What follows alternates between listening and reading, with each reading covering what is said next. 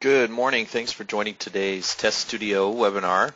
This is Andy Wheeland. I'll be conducting today's demonstration. Looks like we've got a few folks just still getting logged in here, but we're going to go ahead and get things kicked off to start it up today. You should be seeing my screen at this point. All callers are muted throughout the call, so if you do have any comments or questions or any trouble along the way, please feel free to use the chat and question panels to communicate to me. We'll also try to reserve some time at the end of the session to answer any questions. So if you've got questions along the way, drop them in there and we'll make sure we get those taken care of for you. So to start out, by way of introductions, my name is Andy Wheeland. I'm an enterprise solutions consultant with Telerik. I've been working with Telerik in Test Studio and our ALM products for just over 2.5 years at this point. Also, I am a certified Scrum Master, and I've worked with a number of companies in setting up their testing environments and strategies and consultation with them as well. So here today's agenda, we're going to be focusing on functional regression testing within Test Studio, automated web testing, the key there.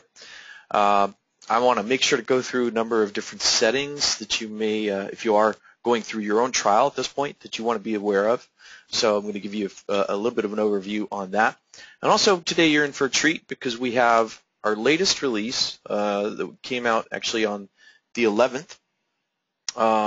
And it's going to basically highlight the new recording process that's now, of course, we have one single recording process that's common throughout all the browsers, whereas previously we had a separate IE recorder and then an everything else recorder. Now all have been merged as one. So we'll go through the new stuff today. So to start out, Test Studio. The reason people are looking for automation tools oftentimes are because they have manual testing today. It's a very tedious process, and actually manual testing is a very expensive process.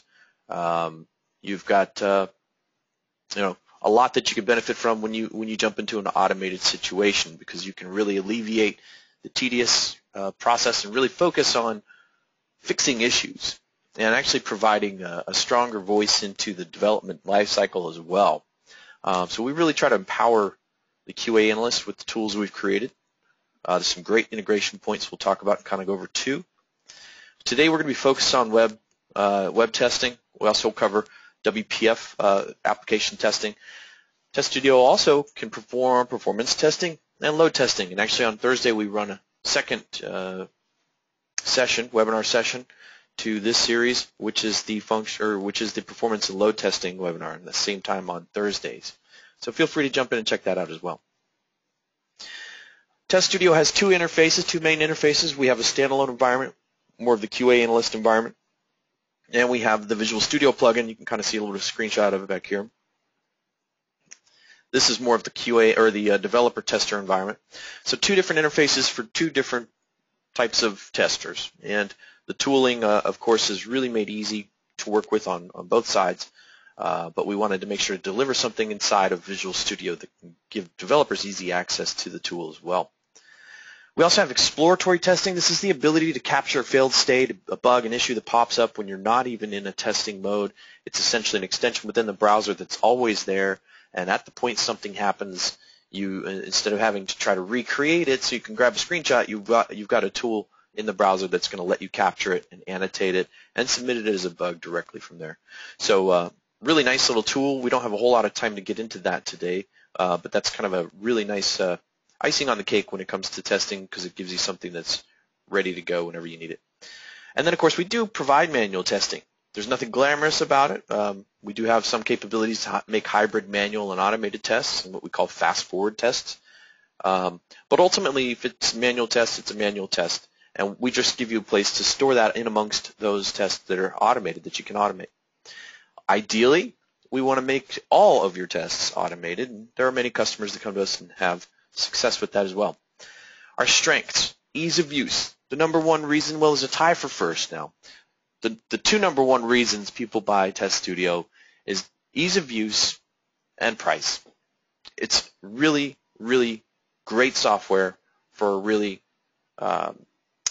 for a great price, for a really attractive price as well. You get a lot for what you pay for. Our QAs, our developers, we are a developer-focused company, and we build things for developers. We build tools, for developing applications, and of course, we build our own test tool to test our own applications.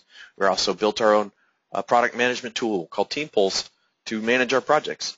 These tools we found were necessary not just for ourselves, but our customers might like them too. So that's the evolution of how we've kind of created these ALM tools. You'll see there's a collaboration point between developer and tester, integration, for instance, into Team Foundation server, communication to bug tracking systems as well. We've got the cross-browser record playback, that ease of use. And of course, I should mention the number 2 reason that people go with Test Studio is because of our support. Engineer level, 24-hour guaranteed response time support. You don't get that with openware framework. We have our own proprietary framework, which gives you flexible identification logic and ease of use around test case maintenance. That's where a lot of other systems kind of fall short. They may give you a real easy way to get started, then a couple iterations down the line, tests start breaking, and all of a sudden you need developers to build and manage tests. And of course, eventually you have as big a team building your application as you have building tests to test the application. And that's what we want to alleviate, that strain within the life cycle of the application.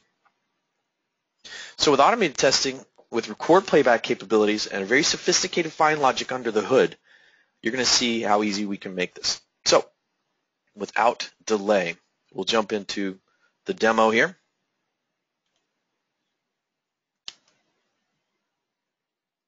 Bear with me as I switch screens.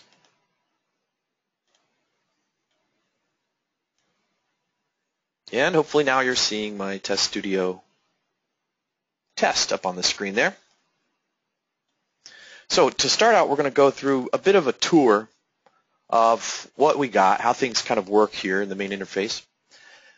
I'll talk about the settings as well, because as I mentioned, a lot of people come here today with active trials. I want to make sure you get off on the right foot.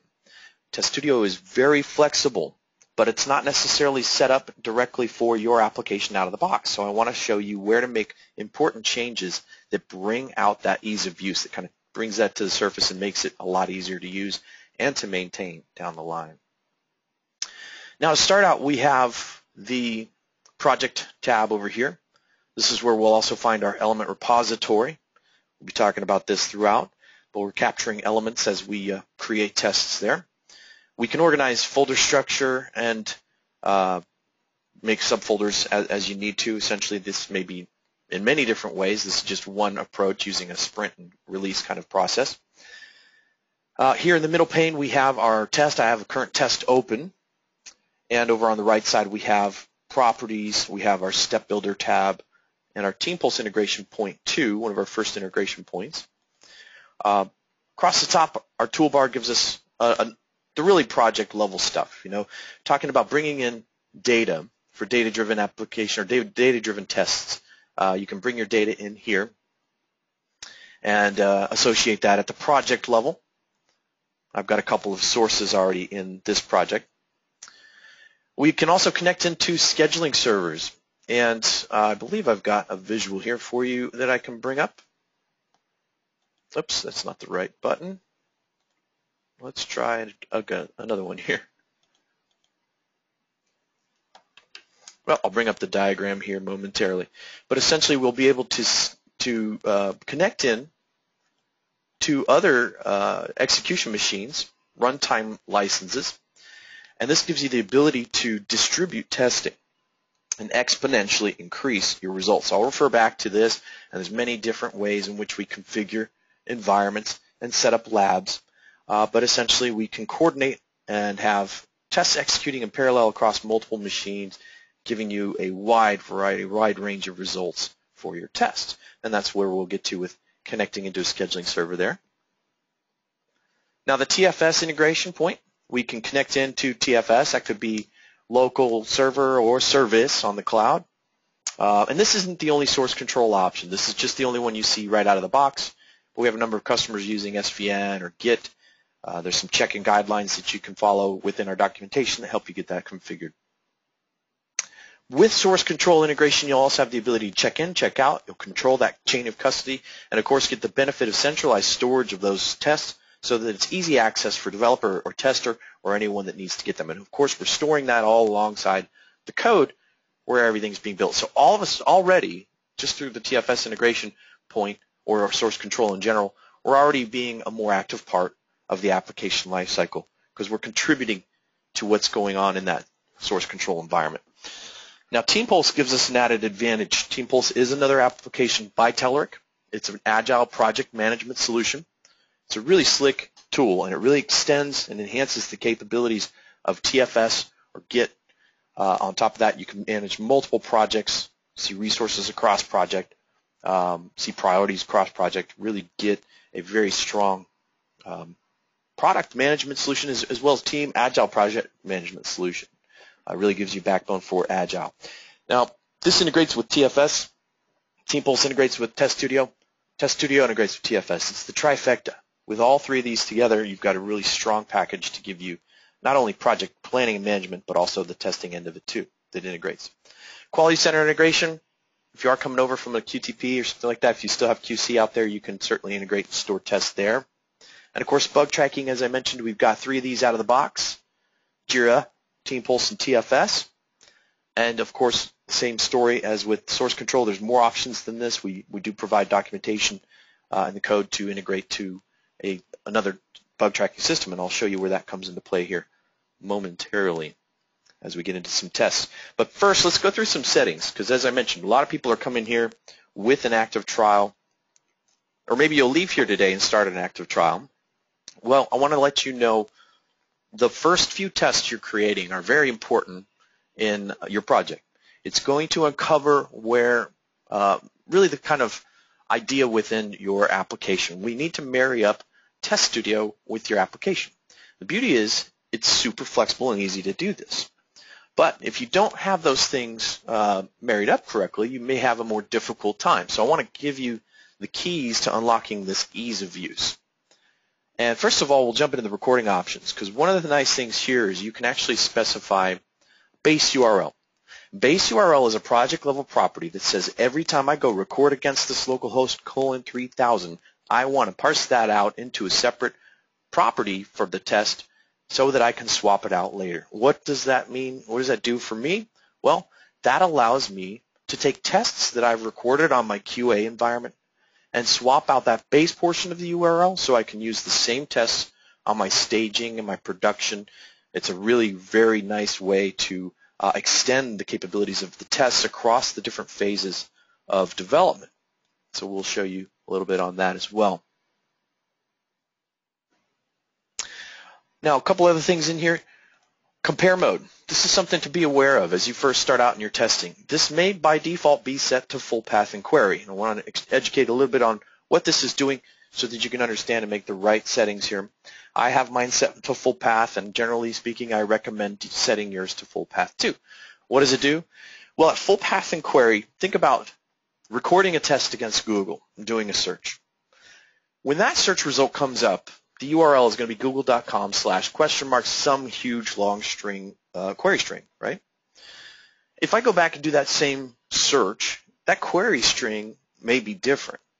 If I am comparing full path and query, Test Studio is going to look for that query string to be the same every time, the path and the query to be the exact same every time we run a test, which means if I record against it and the query string is ABC and I play back and the query string is XYZ, my test may be failing simply because that query does not match.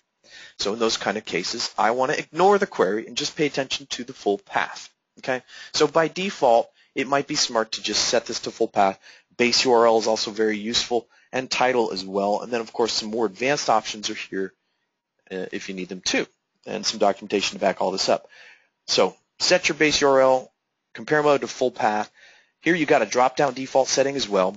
Different strategies may call for different needs here. This is something, by the way, you can adjust at the step level, but here we have a default setting at the project level, so you don't have to modify it at the test or at the step level necessarily.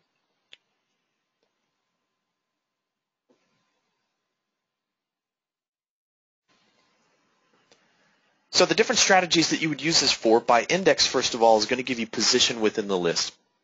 If I select the first item in the list during the record process, it will always select the first item in the list during execution. It's going to be looking at positional, position within the list. No matter how it's sorted, it's always going to go to the same position. Value and text are not always the same, but these are certain attributes of the element within the list that we're going to be able to follow. So these two can follow an item throughout the list. I use by text because if I'm looking at a list of red, green, and blue, and I want to choose blue no matter where it is in the list, I'm going by that text. Okay. The values, again, sometimes are the same as text, sometimes they're different. I might have a numeric value associated to a color, although the text is the actual color's name. Next up, some simulated real clicks and real typing by default. These are great to work with JavaScript handlers within the application. They're also a point where you might find failure in your test early on, but by turning these on or by turning them on at the step level, it may provide a passing step for you. So I'll show you an example of this today where this comes into play. If you're using like Knockout.js or AngularJS applications, you want to default these on. Basically, we want to simulate these actions, and this is automatically defaulted on when you're working with Silverlight applications. So those are some of the important recording options. Next thing I want to show you is identification logic, and this is really the Corvette engine under the hood. This is the basis of what Test Studio is doing and why our record playback is a much more sophisticated approach than what you may normally be used to. So typically, applications will utilize like an XY coordinates or an X path to essentially locate where you want to act on something. Okay. For instance, if I click OK, it would say this XY coordinates on the screen, click. Now, I wouldn't call that identification logic. We refer to that as a blind click, because web pages can render things differently, and the same XY coordinates on a Firefox may result in me clicking cancel. Okay. So that approach is something we try to avoid. We want to try to use the strongest attributes possible to locate elements, no matter where they are on the page. This is a flexible, fine logic that you can set up in your own application, and this is an important part to get off the ground and running smoothly. As you start to build tests, you'll start to see how elements are being identified. I'm going to take you through that and show you individual element identification logic, but this is the project level, and sometimes we'll identify trends in the application as we're building tests, as we're kind of solving problems and figuring out the best way to locate elements. And as we develop those trends, we may find that it's useful to come into the project level identification logic and change around these priorities. Add to the list. You can basically push the strongest identifiers to the top of this list. If you're lucky enough to get automation IDs, pat your developers on the back. Hopefully they're static, unique IDs as they would be by definition. But if you have those, that's a very easy way for us to find the elements, find the buttons, find the fields, work with your application. I have text content prioritized at the top of my list because I like to find buttons by what they say on the button.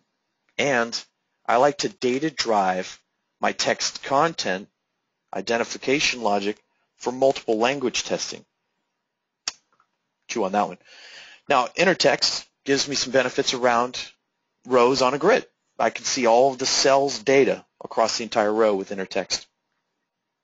Then I have ID, then I have name. Now, out of the box, I think it may be ID and name at the top. I have prioritized automation ID, text content, and inner text, and you can add to this list. If you've got UID or something like that or anything custom, you can add it to the list and put it at the top or put it where you need it.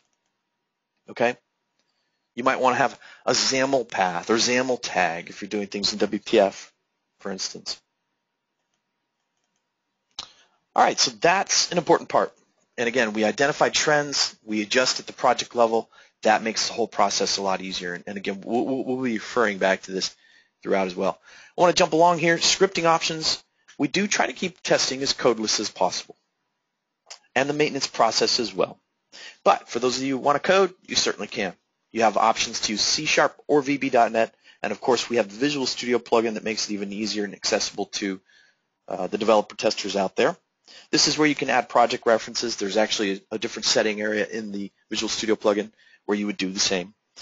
But any assemblies or references you need for your coded stuff. And we have a lot of code samples too within our documentation.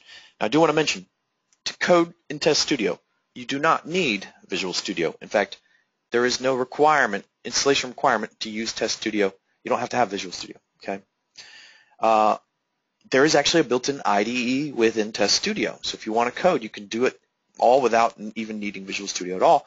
If you do have Visual Studio, you get the plugin, you get some more bells and whistles with that as well. But just keep that in mind. It's not a requirement. Translators. Many of you may be coming to us because you've already started using our controls. Thank you for that.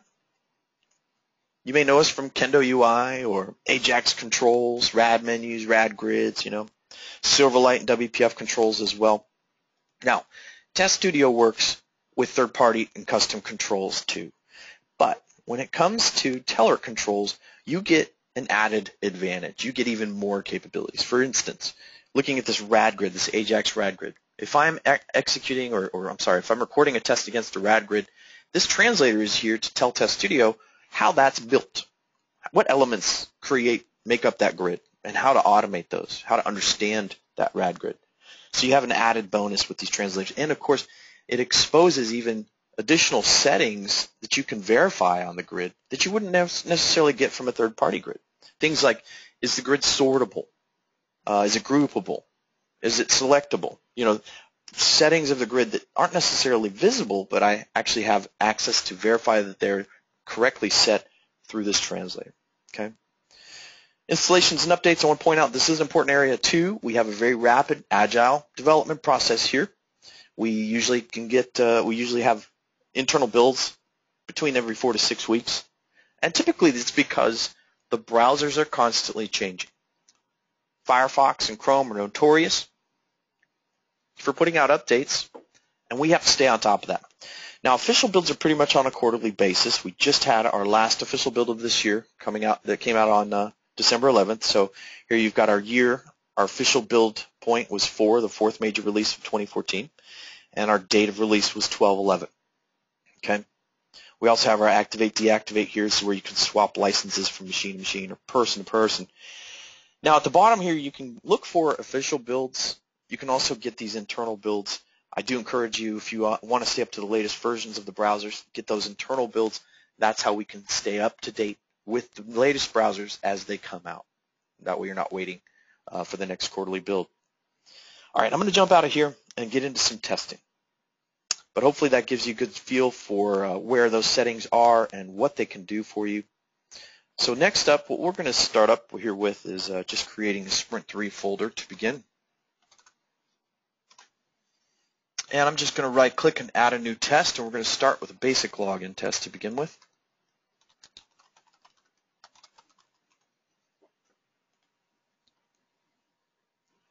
And from here, we're just going to right-click and go to record.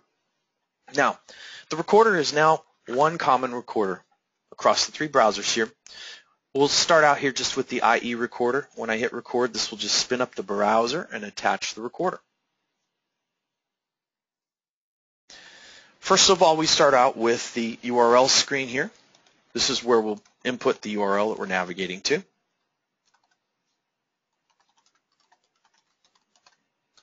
You may recognize this URL, by the way. We'll hit start recording. This starts to capture the steps. We also have our now dockable and undockable recording toolbar down here at the bottom. Behind the scenes here over on the Test Studio side, and this is great on a dual monitor. I try to jam everything onto one screen for demonstration purposes here, so we're going to share the real estate as best we can. But as you can see, we're capturing steps. And the first thing we see is this navigate to /. The reason for the simplified navigate URL is because my base URL was recognized and segmented and put into its own separate setting. This relates very nicely to test lists. Certainly you can swap out a base URL here, but it's even better to do it with a whole group of tests at a time. That gives you that reuse of tests across different development environments. All right, let's keep going. We're just going to go through the actual actions a typical user would go through. So we'll put in a username, put in a password here, and we're capturing all those steps as we go along. We're also capturing elements and adding those to our element repository. Anytime we interact with an element, it's added to our repository for us. Now here you can see page. This is showing you on the right the page properties and the use of full path, and it's important to note this is a big part of where full path or the compare mode comes into play, because this is where we'll merge together any kind of duplicate pages. Again, if you have it set to full path, it should be already kind of doing that for you, but if you've got duplicate pages, duplicate elements, changing this property to full path will attempt to merge any of those duplicates together. Here we have the elements being captured, and if we want, we can filter this down to just this test so we can focus on this one. As we click on a particular test step, the element repository highlights the element used by that step, so you have a nice correlation between element to step here. And I can simply right-click on the element and go edit it, go inspect it, right? And since I'm in a live recording session, I'll just go with Edit and Live. This will open up for me the Find Element window and the current find strategy that's being utilized to locate this element. I'm going to try again to share the screen as best I can here. No, I don't want to do that. I just want to kind of slightly move over here. There we go. So currently, we are looking for the password field based on this combination of attributes. The ID is password. The tag name is input. We're looking for the input field with password, right? If I hit validate, you'll see it highlight for me on screen if it finds it using this current logic.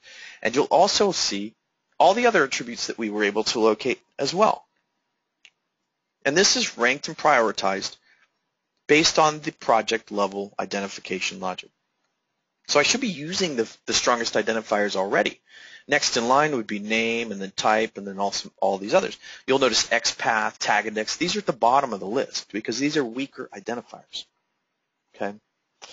Now let's play around with this a little bit. This is one of the hardest parts of Test Studio, and it's really a low learning curve. It's really easy to work with.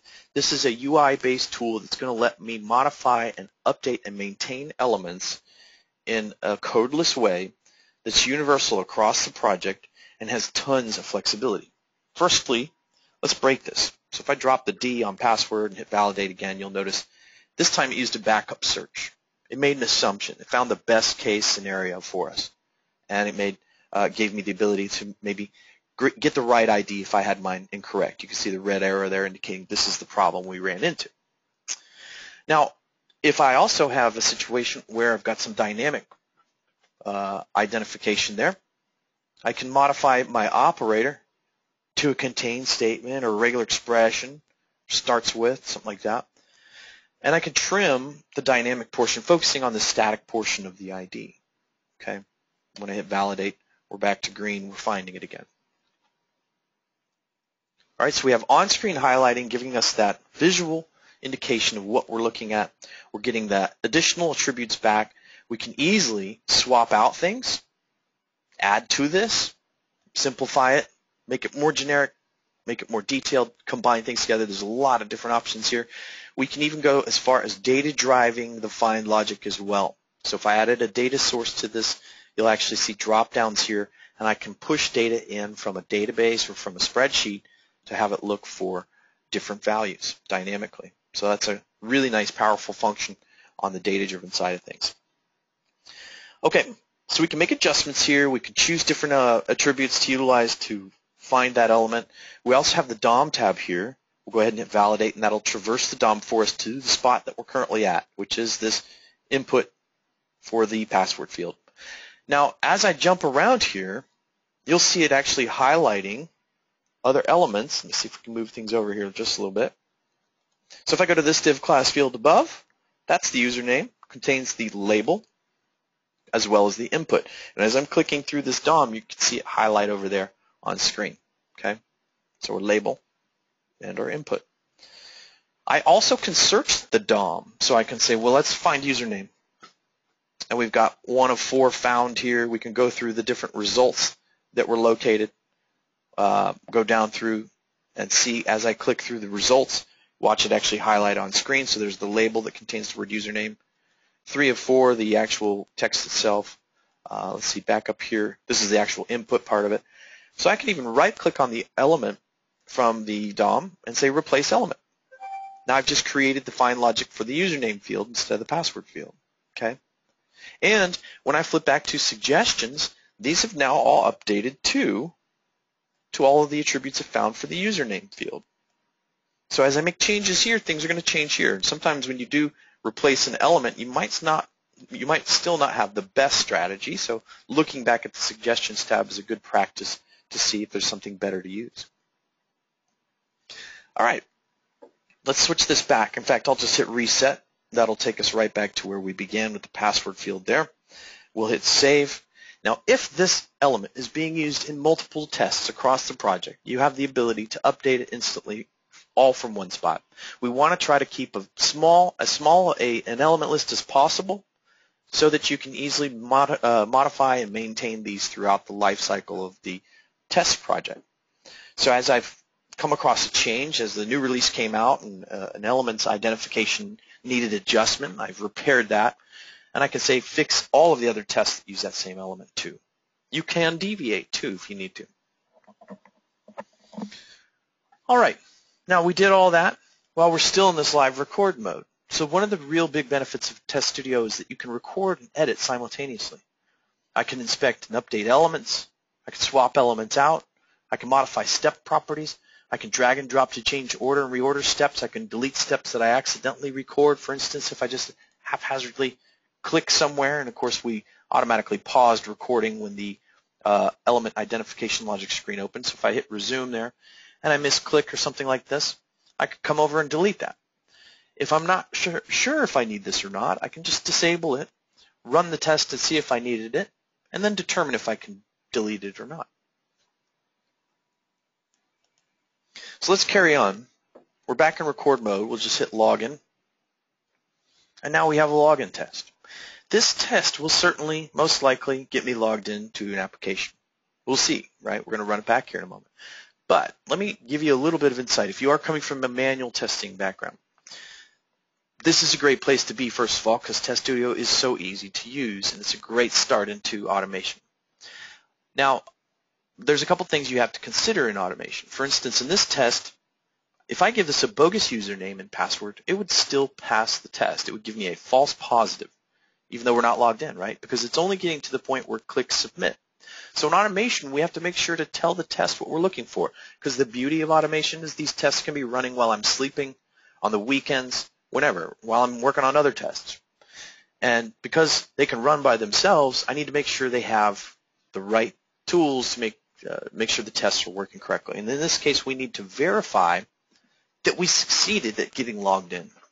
In a manual test, you might just get to this point and say, yeah, we're logged in, check. That test is done, it passed. But for automation, we need to have some proof. We need to tell it what to look for. So this is where I'll use my element highlighter. From the recording toolbar, we'll just toggle this on. This allows me to highlight all of the different elements that make up this screen. And what I like to do in this type of test is verify that logout shows up. If I can verify that logout shows up, that proves I'm logged in.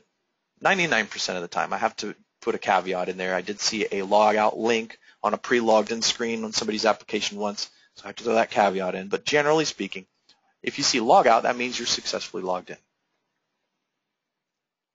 So when I hover over this, it gives me this pop-up menu here. We have a lot of different things that we can do with this element. Add it to the elements. That will naturally happen if we do any action against it. We can locate it in the DOM if we want to look at stuff. If we need some more help building out a more specific test step, we can build the step, which we'll do here in a bit. And then we've got the quick steps up here, some verification options, some weights, and also extract. Now, verifications are going to be important. Those are where you get that expected result. We want to verify that logout shows up as proof that we got logged in. Now, verifications are going to follow my default testing timing, and I have my wait on elements set to 10 seconds, my client ready set to 30. That means every step has up to 10 seconds to locate the appropriate element. So where's the login link? It'll look for that. It uses a check interval of a half a second, so every half second it's looking for that during execution. When it finds it, it acts against it.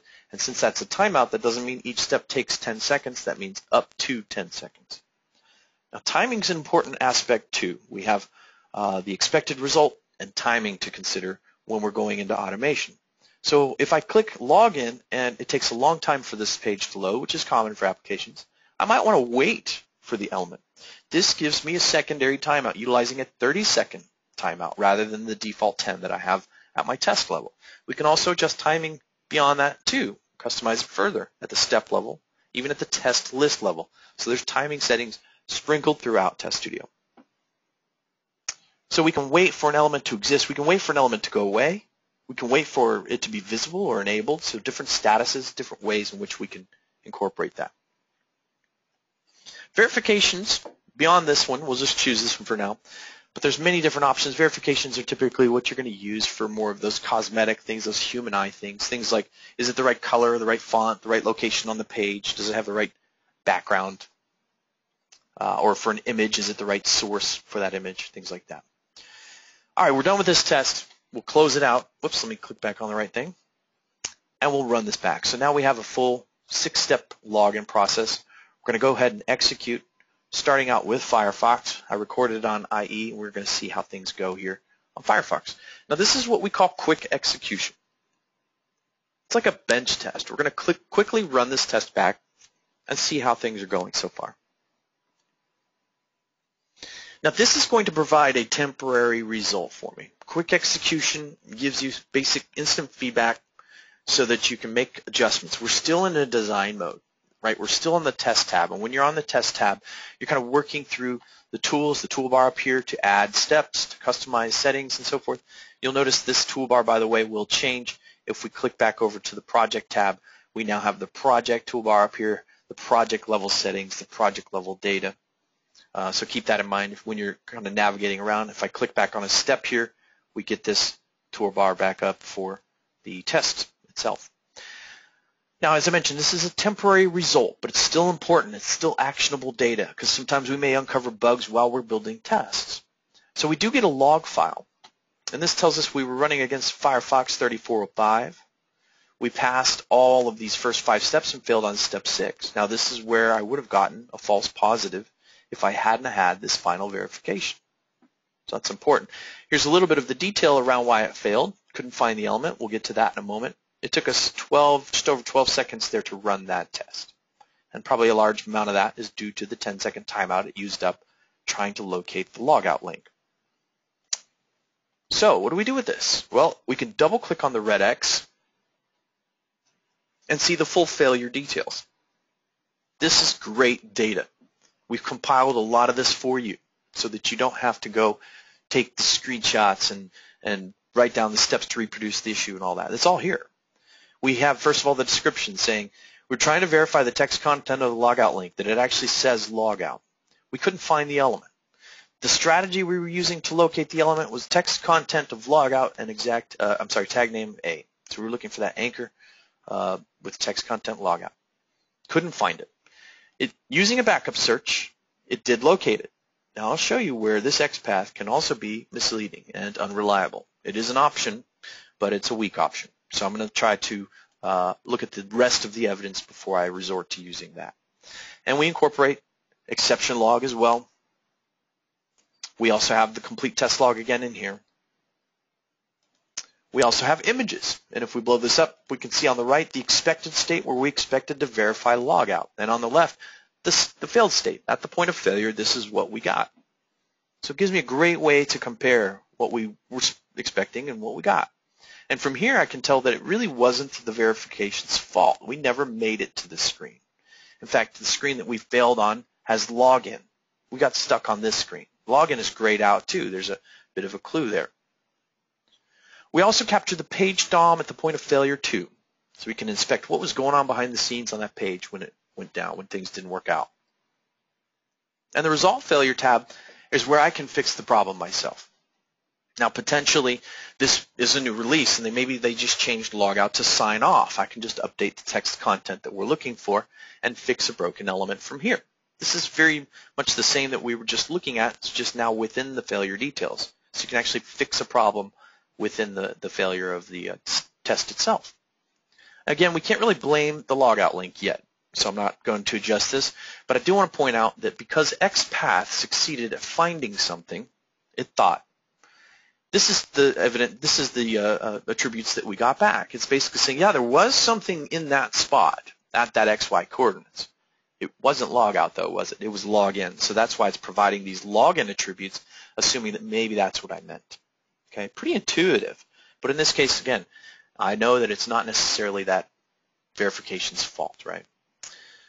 Well, all in all, this data is compiled for us in a nice, easy way to review it and determine, is this something I can fix or something I need help with? Is this an application issue or a test issue? From here, I can copy this data to clipboard, I can export it to a zip file, or I can just hit submit bug and push it directly into my bug tracking system. This is sweet.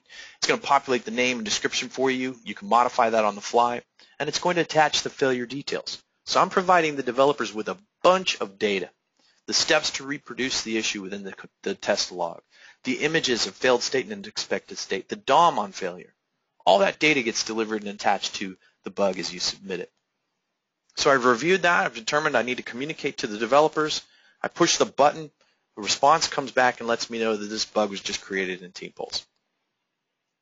Now my developers can triage the issue, spec it out, rank it, prioritize it, add it to a sprint, and fix it for me. All right? Caveat to this, if I'm stuck in my test and I need support from Test Studio from Telerik, you can export this to a zip file and attach it to your support ticket. It gives our support guys the same great data that it gives you so that we can help troubleshoot issues that you may have. Okay?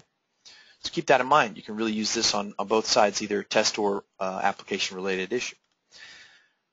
And again, if we make changes to that element, we can apply those changes across a project as well. So let's fix this issue. Or first of all, we'll actually tease out the failure. So this is an important lesson. When we have this verification at the end that fails and we see the screenshots actually not making it to that screen, we might want to add more verifications to tease out that failure. So what I want to do is add a verification to verify that the login button is enabled before it's clicked. Now, since I have a step here against the login button, I already have the element in my repository.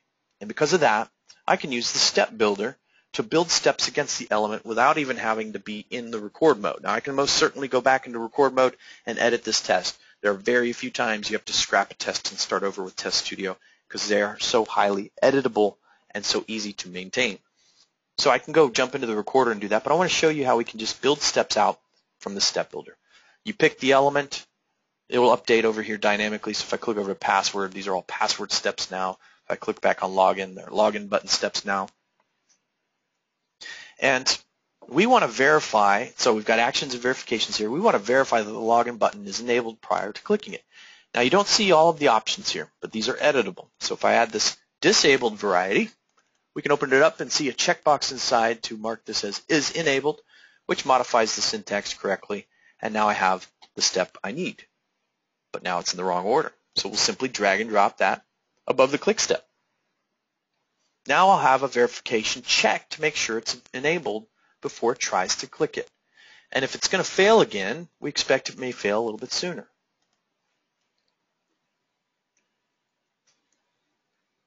So we're going to run this back and see where we're at. Every time you execute from the test tab, again, this is a temporary result, so it's going to refresh that result data. And now we have a failure on step 5. And again, the failure details, we can review all of that. This is getting me closer to the actual culprit. And in this case, the culprit is the password field. Here we have a JavaScript handler on the password field within this application. And normally what we're doing is DOM injection by default. So we're basically pasting this whole string into that input field. Now the JavaScript handler says I didn't see that. To initiate that, what we can do is simulate real typing, which will type in each character individually and should trigger that JavaScript handler. This is one of those settings I pointed out in the recording options at the project level. If you see a trend, you can go ahead and turn it on at the project level. I only really need it on my password field, so I have it defaulted off, which just speeds up test execution a little bit. And so I'm just going to toggle it on where needed here at the step level. All right. Now that we have that, we'll go ahead and run this test back again. And we'll still focus here on Firefox to begin with.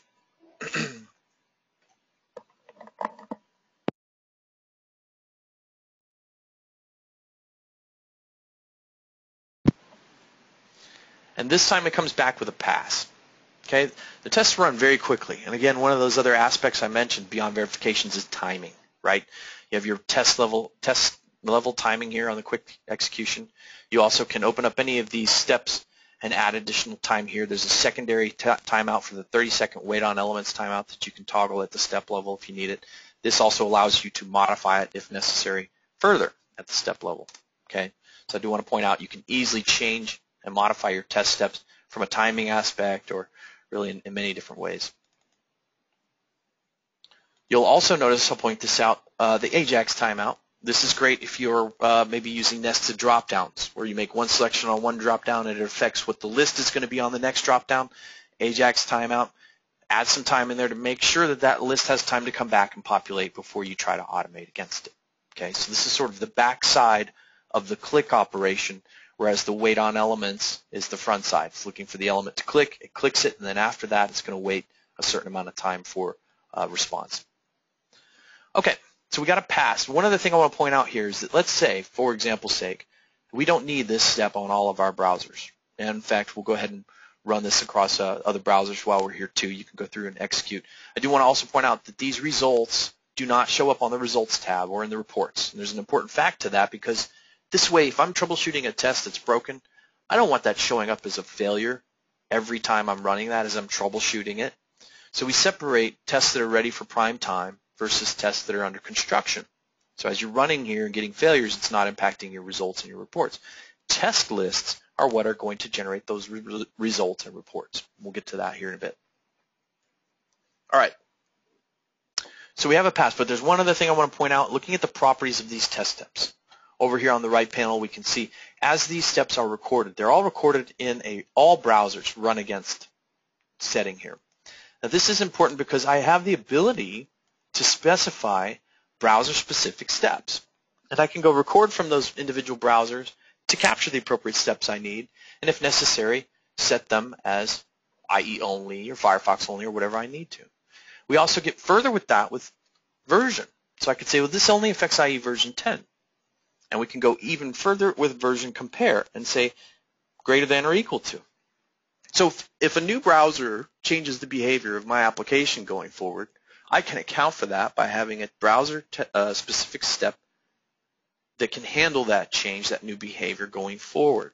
So when IE12 comes out, when IE13 comes out, that step will be there to handle that. So this gives me the ability to maintain still one test, but to take care of any individual differences I need to along the way too. I know, it's pretty beautiful.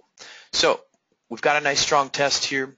Let's go ahead and jump into some more capabilities. I'm going to go back to my project tab. We're going to jump through a new test very quickly.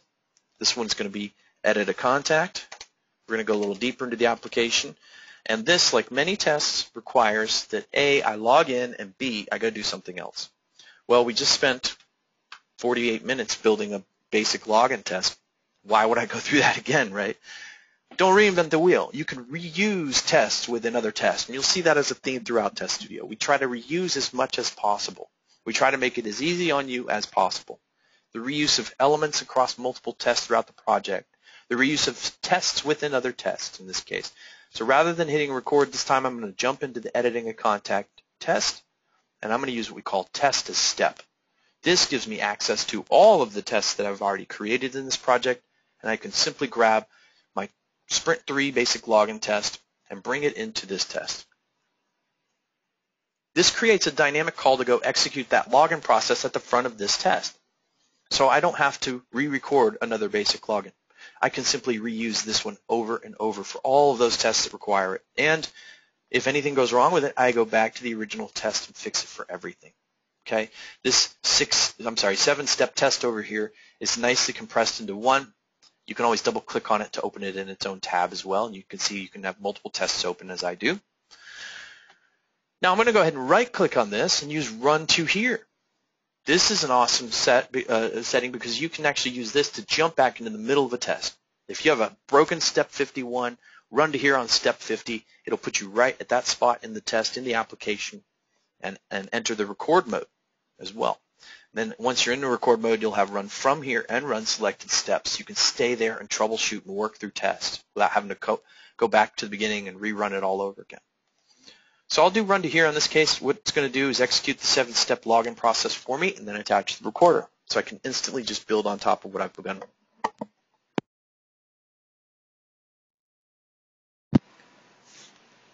Again, that's running super quick. I also can slow that down with annotations. That's this little stamp icon up here.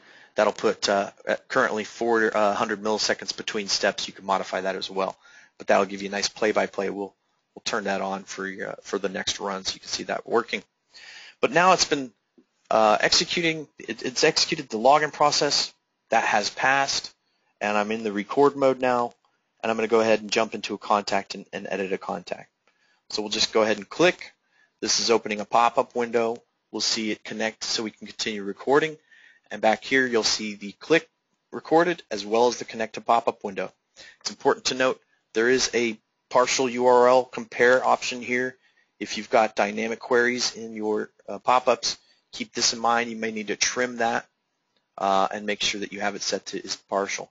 Now another thing that's happening with this connect to pop-up step is it's utilizing that base URL too.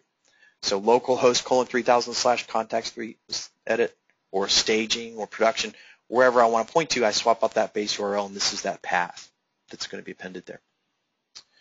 All right. Now, this is a good spot to make sure that I got to the right spot. Anytime you're moving from page to page, or you get to a point where you have some kind of expectation, like in this case where I click View Contact and this other page opened up, I want to verify that I got to the right place. So we'll toggle on the element highlighter. We'll float over the editing contact heading here. I've got those quick steps, but I also want to show you the build step option. This is going to basically throw me into the bottom section. I'm going to undock this so you can see it a little bit more clearly here too. This is one of the benefits of the new recorder is that you can move this around. And again, on dual monitors, you can go push this on the other screen if you want. But this is my recording toolbar. Now I selected build step, so it grabbed that element, highlighted that element for me in the DOM. And over here I've got actions and verifications that I can do. On my verification options, I can see some simple visibility or content, see if it's spelled right. Also styling, font, right? Color and background, text options. Is it enabled? Is there an image associated with it? And image comparison as well. This is pixel level comparison. I would recommend, by the way, using like a content or style computing or looking at the actual source file. Image comparison is difficult from browser to browser because it can simply render things differently. But that's why you also have a threshold here, a tolerance level that you can set for those individual differences. Okay, so we can verify inner text is editing contact, or maybe swap this up to text content, for instance. We'll add that as a step. I can also, while I'm here, maybe go verify the style as well. Make sure that the font is correct in this case. Okay, so it gives you the option to add in a lot of different elements or a lot of different verifications pretty quickly and easily there. Okay, moving on, we'll dock this back, and I'll just turn off my element highlighter here. I'm going to go ahead and just update Jimmy here to James. He's decided to change his name, so we're adding that step. And I want to show you how we can actually take a value from the UI itself and treat it as a variable. So we're going to do a little bit of data-driven stuff here real quick. So to do that, open up the element highlighter again. We'll float over that field. I'm going to go down to my quick steps. At the bottom here, we have extract input value equals James. Now this looks very specific to James, but this is actually for your ease of use, for you to be able to tell, oh, that's the actual text input there. Oops, I clicked it twice. I don't need that step. What happens, though, there's nothing really specific to James here. It creates a step that says extract whatever's in this field and create this variable out of it. I now have a variable that I can use to data drive other test steps within this test or even pass it to other subtests. This is a runtime variable. It's great when you've got dynamic variables that are showing up on the screen. You can grab it and then take it to the next step and utilize it. So we'll put that aside for now. Oops, wrong browser, sorry. Get back in here. So we updated that. I'll go ahead and check a checkbox while we're here too. Let me turn off my element highlighter, and we'll just resume that. And we'll hit Update Contact. And back here on the grid, we're going to add one more verification to verify that Jimmy turned into James. We'll just do text contains. And oops, I'm clicking too much there. Getting a little crazy with it. And that's the one we're going to data drive here in just a moment. So now we have a done test. We'll go ahead and close the browser out. Oops, there's one more thing I needed to do actually. And that is to pause the recorder and go back in here and just change this back. We're just going to change this to something generic so we can watch the test do all of that for us. Okay, so now we got ABC stored. All right, now I'll close out the browser and whoops, back over here. Clear up my extra steps I don't need here. So now we have our test to step handling the login for us. We connected to a pop-up window utilizing that base URL. We verified that we got there. We entered the first name, James. We extracted that into a variable, hit a checkbox, click submit, and then the final verification against the table as well. Now I just want to connect up this extracted variable to this verification. So we're going to data drive this verification. Simply going to the bindings property for that step and dropping down the list. This is the bindings catalog. This is where you'll find any of your outside project level data that you may attach to the test as well. We also give you the option to use local data, which is attached directly to the test, lives inside the test, whereas project level data could be used across multiple tests. And any way you go, those column names will show up here if the data is associated to the test. In this case, we're seeing the runtime variable that we used from the extraction. We'll set that, and now we have a data-driven verification. So whatever's entered in step 6 is verified against the final grid in step 10 to make sure it all matches. Now we'll run this back one more time. We're going to jump over to test lists and talk about distributed test execution. There's tons more that we can get into. If you do have questions, please feel free to submit those. By the way, I turned on annotation here so we can see it run back a little bit more slowly and have those on-screen highlights for us as well. So definitely feel free to send over any questions you've got. We try to jam as much as we can in here, but also want to let you know we do provide private demonstrations. We can go through discussions about your requirements and your strategies. By the way, I'll let you see this here. We're going to update ABC to James here in just a moment after we verify the editing contact. Whoops, looks like I missed one there. Oh, my font failed. I'll tell you what, that's somewhat of a cosmetic thing, so I'm just going to continue on failure for that and rerun this test. This way, it's something that I don't want to necessarily impact the execution of the test. It's more of a cosmetic thing. And it looks like I just went and said go run this back on Chrome, so we'll watch this execute on Chrome.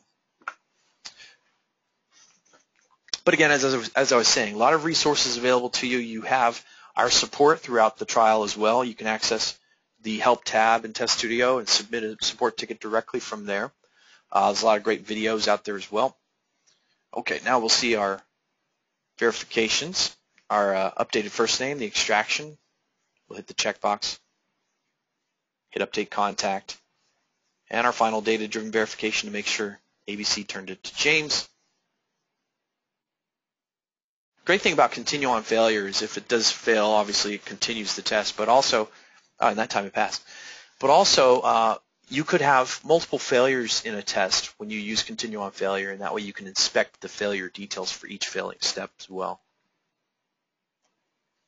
Okay, jumping over here to test lists.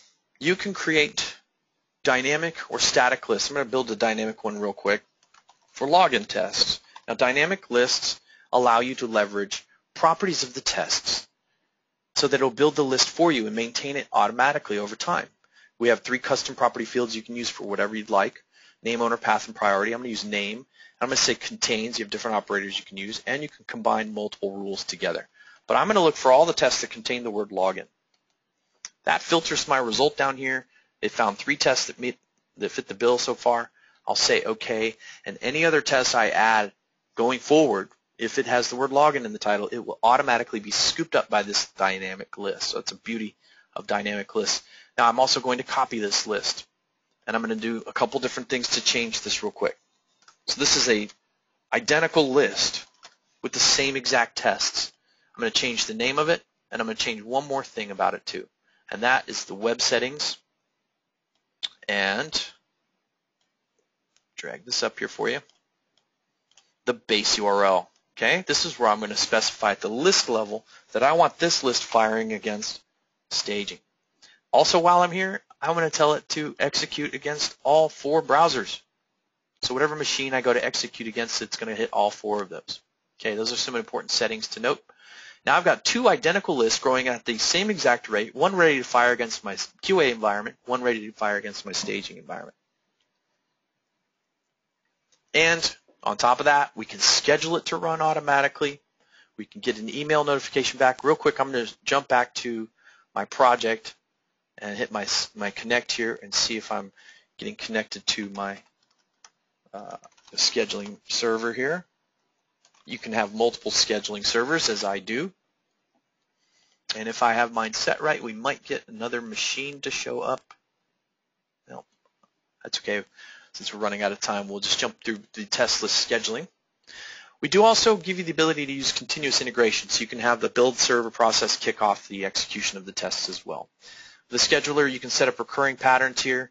You'll be able to, pick multiple machines, and that's where we go back to our trusty diagram here. You can actually schedule it to run against multiple machines in parallel. When people ask about version coverage, this is how we accomplish it. Our runtime licenses are very cheap. You can put them on VMs and put your different browser versions on each of those so you get your coverage testing done. So if I take a list of 10 tests scheduled to run against these 3 machines, and I have my settings set to run against all 4 browsers per machine, I get 120 results back for that test list execution, and I can pinpoint which browser versions we're failing on and which we're passing on. That's the beauty of it. And of course, you can all get all of that through an automated email that's part of that scheduling process. And that's going to tell me maybe on the weekend if I can continue to enjoy my weekend or if I need to get back to work instantly. Okay.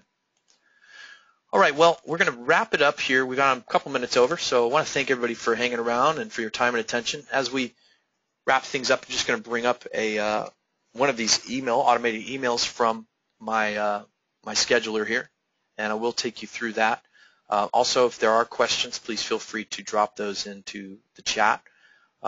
Real quick, just to show you, I've got this email on screen. This is a result email that I received from my scheduler. You can have it attach data files, or result files. That could be files that people can view on any machine, Excel or Doc.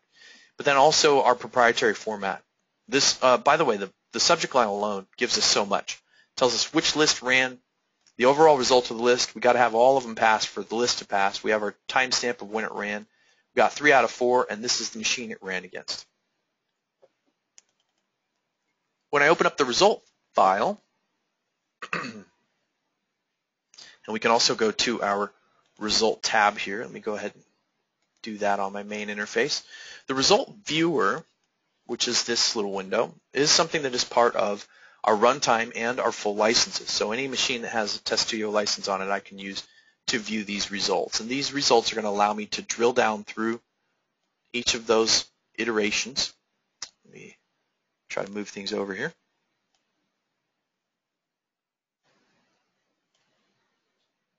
A little real estate issue, sorry about that. Okay, so here we can see the machine it ran against. We got 3 out of 4. 8 out of 8. Here we had a 0 out of 8. We can drill down into the test steps themselves, see which steps passed, which steps failed. If we have a red X, we can double-click it, review the failure details, and submit bugs from here. Jump back to the list. We'll go into the failing one here. Since we got a 0, it looks like the browser itself may have had an issue. I might want to go check. I didn't even get execution on the navigate step there. Otherwise, we'd get a red X there. So that's probably, it looks like Safari in this case. I need to go check to see if that's installed correctly.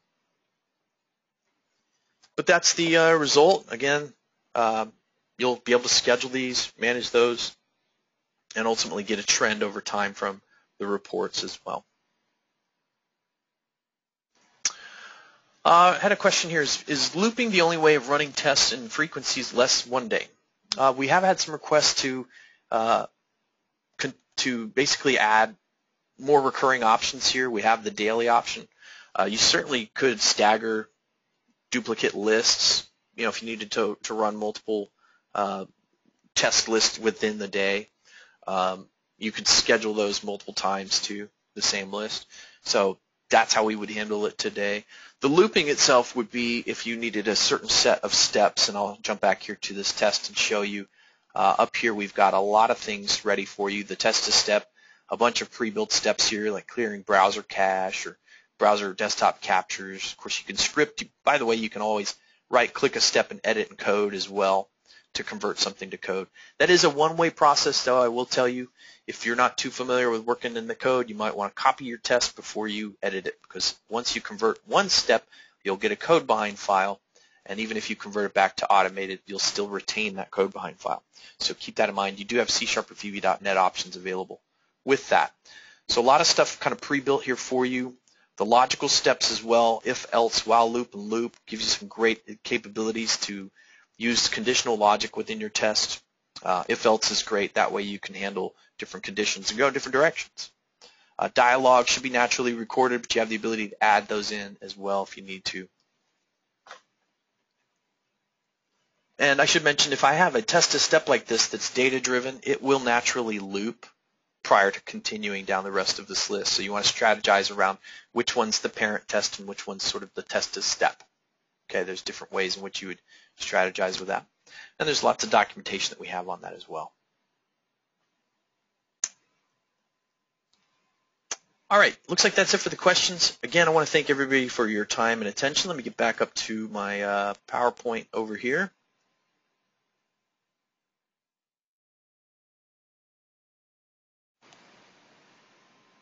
And that's not the right screen. I apologize for that. We'll show you a couple resources that we have for you as well.